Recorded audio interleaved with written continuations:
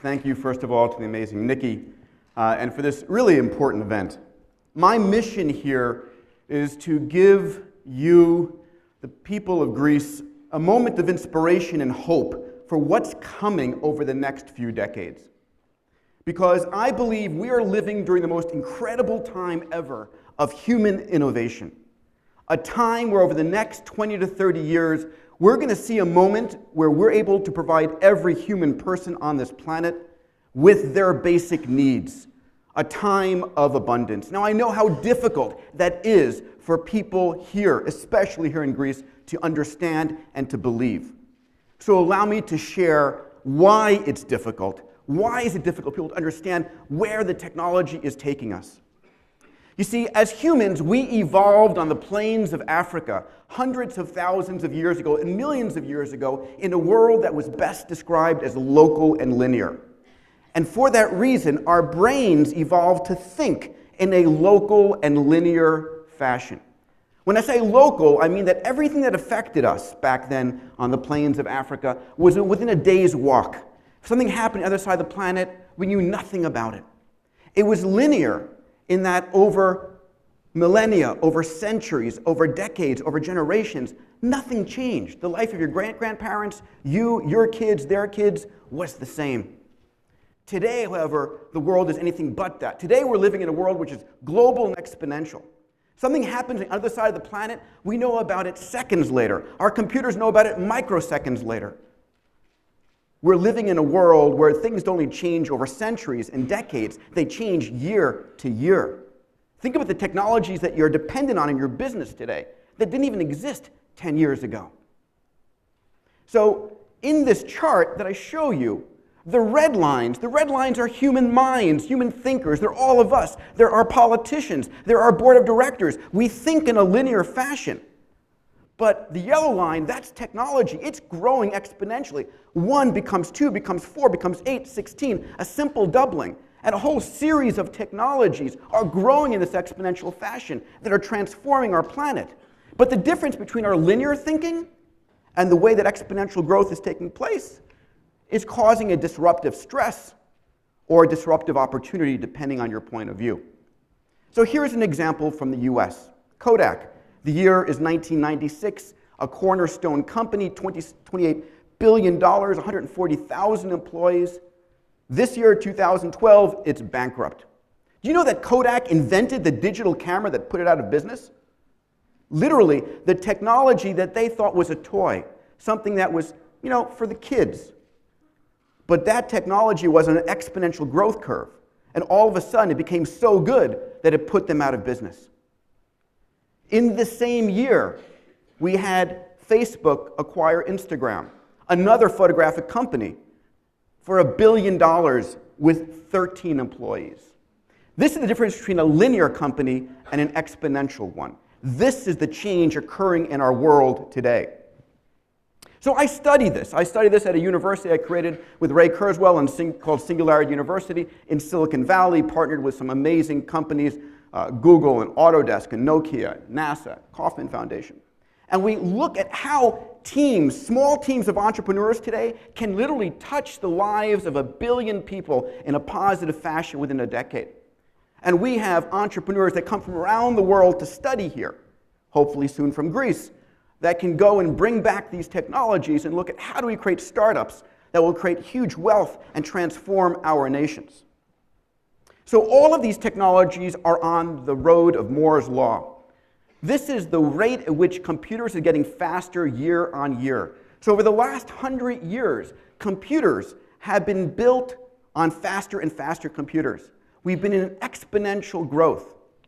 And because it's been so consistent through wartime and peacetime, recession, depression, and boom time, the rate at which computers is progressing is expected to continue. This is from a chart my partner Ray Kurzweil has in his book, The Singularity is Near.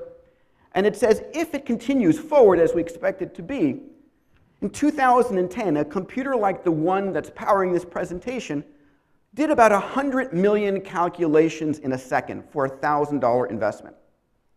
11 years from now, in 2023, the average $1,000 computer is going to be doing about 10 to the 16th cycles per second for a $1,000 investment. Now, that's just a number unless you talk to a neurophysiologist, someone who studies the brain, who will tell you that's the rate at which the human mind thinks, the way we characterize and recognize patterns. So what happens when the average $1,000 computer is, if you would, thinking at the rate of the human mind? Well, it doesn't stop there, because 25 years later, we're living in a day when the average $1,000 computer is literally processing at the rate of the entire human race. Now it starts to get interesting.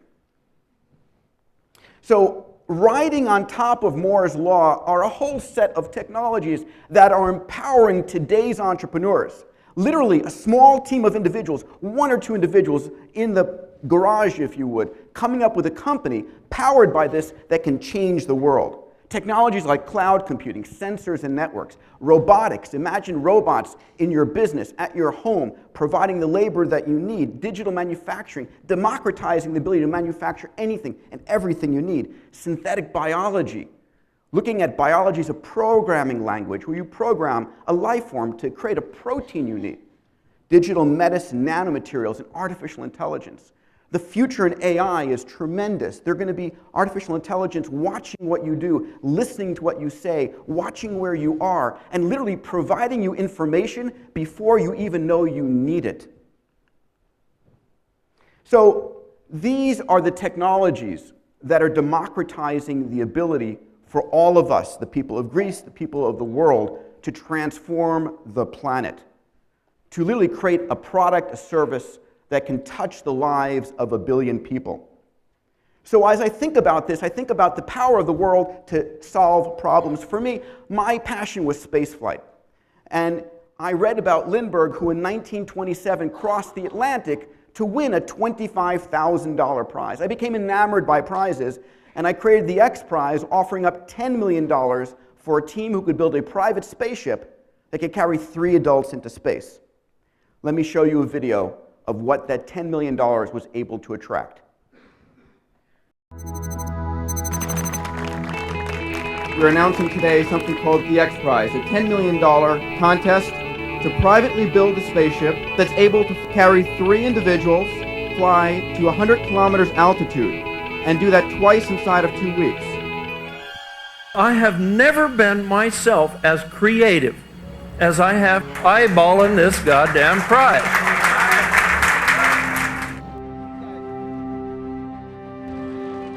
Hello and welcome to Mojave here in the high desert of California on this incredible day.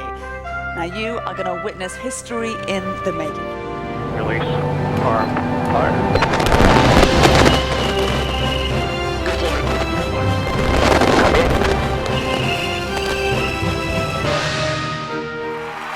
The Ansari X Prize inspired international competition, drove regulatory reform, and made history. The X Prize for $10 million. It ignited a personal spaceflight revolution. On the heels of that success, my organization, the X Prize Foundation, has started looking at what other problems we can solve. In 2010, when the BP oil spill occurred, we offered up with Wendy Schmidt, one of our benefactors, a $1.5 million prize for reinventing how to clean up oil spills.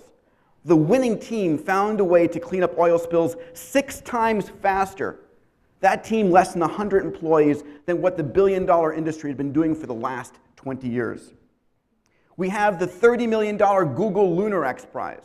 $30 million from Google, $30 million as well from NASA, offered to the first team who can build a private spaceship, a robot, and land on the surface of the moon. 25 teams around the world are competing for this. And most recently, we announced the $10 million Qualcomm Tricorder X Prize. We have challenged teams around the world to literally build a handheld mobile device that a mom could use at 2 o'clock in the morning, or any of you when you're trekking through China, India, Africa, wherever it might be, that you can talk to. Talk to the artificial intelligence on the cloud. You can, using the microfluidics, put your finger on it, have it look at your blood analysis, cough on it, have it do an RNA or DNA analysis of the bacteria in your sputum, diagnose you better than a team of board-certified doctors. What's incredible is that 9 months after announcing this $10 million challenge to transform healthcare, and put it into the hands of everybody, literally, for pennies. We have had 226 teams from 32 countries around the world join this competition. We expect it to be won in the next 3.5 years.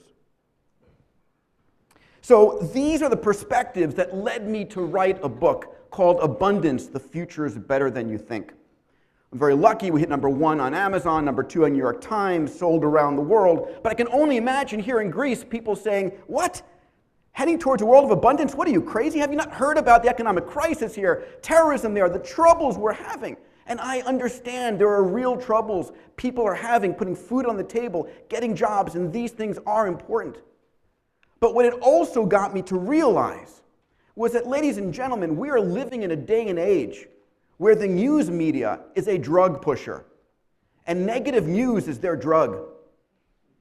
And on every device you have, your cell phone, your iPad, your television, your radio, your newspaper, you are hearing negative news all day long, sometimes the same story 10, 20, 30 times. Why? Because in an ancient part of your temporal lobe of your brain, there's a piece called the amygdala that pays far more attention to negative news than positive news. Because as we evolved on the plains of Africa, if you missed a piece of negative news, you were dead. And so they know that. So now when they flash up negative news, you pay attention right away. The old saying in the United States is, if it bleeds, it leads. So, is it true? But let's look at history here. Over the last 100 years, the human race has had this extraordinary step forward. The human lifespan has more than doubled. The income of every nation on this planet, adjusted for inflation, has more than tripled. The cost of food has come down 13-fold, energy 20-fold, transportation 100-fold cheaper, and communications 1,000-fold cheaper. Steven Pinker at Harvard just released a book saying that we're living during the most peaceful time ever in human history. You wouldn't know that from listening to the news, now would you? Technology, you see, that created this extraordinary century of the past hasn't stopped. That technology is accelerating. It's accelerating, which leads me to understand and believe that we can, in fact, create a world of abundance. You see, technology is a scarcity liberating force. It liberates resources. I'll give you this example, which I opened my book Abundance with. The guy on the left is Napoleon III. The year is 1840. The guy on the right is the King of Siam. He's been invited to the palace at Versailles for dinner. To impress him, Napoleon feeds all of his troops with silver utensils. Napoleon himself eats with gold utensils, and the King of Siam, he's fed with aluminum utensils. You see, aluminum in the year 1840 is the most precious metal on the planet. Even though the Earth is 8.3% aluminum by weight, all of the aluminum is bound with oxygen and silicates in a clay-like material called bauxite. And that bauxite, it's so difficult to extract the aluminum from it energetically, it was worth more than gold and platinum, which is why the Washington Monument, built in that same decade in Washington, D.C., the tip of it is made of aluminum. And then a technology came along called electrolysis, invented in France and the US at the same time, that made it so energetically cheap to extract the aluminum from the bauxite. My God, we use it for aluminum foil and aluminum cans now. We use it with a throwaway mentality. So think of that analogy, where technology was taking that which was scarce and expensive and making it available, abundant, and cheap. So I think about energy. We talk about energy scarcity. Well, ladies and gentlemen, we are living on a planet that is bathed with energy. We have 5,000 times more energy than the human race consumes in a year that shines on our planet.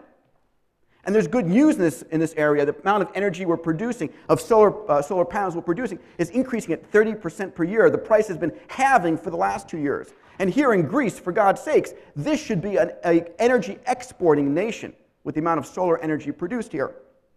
And if we have abundant energy, we clearly have abundant water. You know, people talk about water wars and water scarcity. We live on a water planet.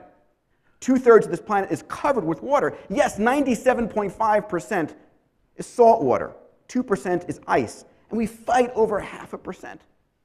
But the technologies coming online here in nanomaterials and other production technologies are allowing us to literally liberate fresh water from salt water like we did aluminum from bauxite. And this Maasai warrior in the middle of Kenya on a cell phone has better mobile communications than the President of the United States did 25 years ago. And if they're on a smartphone on Google, they have access to more knowledge and information than President Clinton did 15 years ago. They're living in a world of information and communications abundance. Healthcare, education.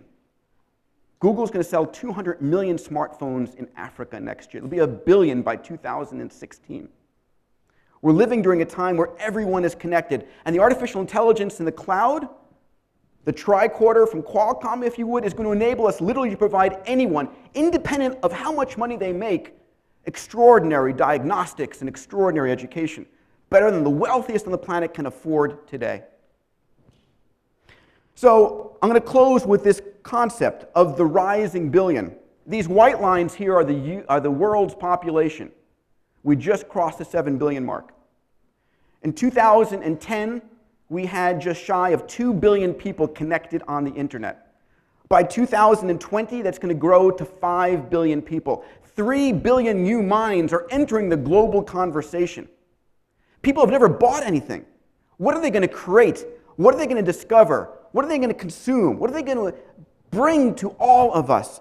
They represent tens of trillions of dollars being plugged into the global economy. They represent the greatest force for innovation ever. Innovation, my friends, is a state of mind. If you believe you can or you believe you can't, you're right. And here in Greece, we must believe we can. Because if you believe the future is going into the ground, that's the way you're living your life, under the couch. If you believe the world is great, then you're heading towards the stars. You're investing. You're passionate. We're moving from linear to exponential. And I, for one, believe that the Greek ethos, the mindset here, has the potential to transform this country and add to the world in an extraordinary fashion. Thank you.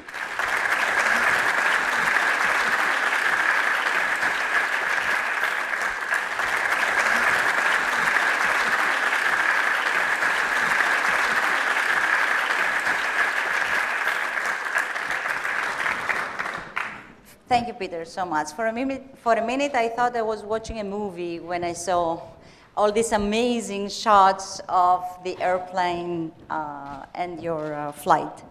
But I want to ask you something. Greece here is having so many, let's say, challenges. How could the thinking that you described before, like X Prize or Singularity University, can help the Greek problem or Greeks? How could that possibly work?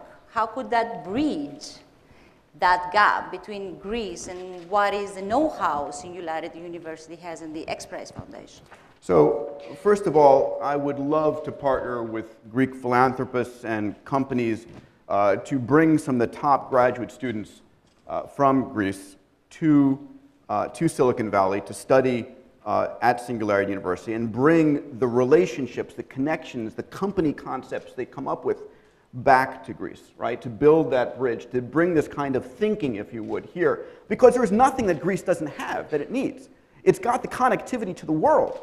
It's got access to the computers, to really all of these technologies. There's nothing that's not needed. What's needed is the mindset, the passion, the commitment, and yes, the capital, and yes, the rules and regulations to be broken free for entrepreneurs. And these things are important, but the passion, the belief, the yes, I can attitude is most important. Okay, so we'll have some people talk to you. I'd love to talk to whomever wants to partner with us to bring Greek graduate students to Singularity University. That would be an awesome. And Nikki, thank you so much for organizing this. Thank you. Thank you, Peter. Bye-bye.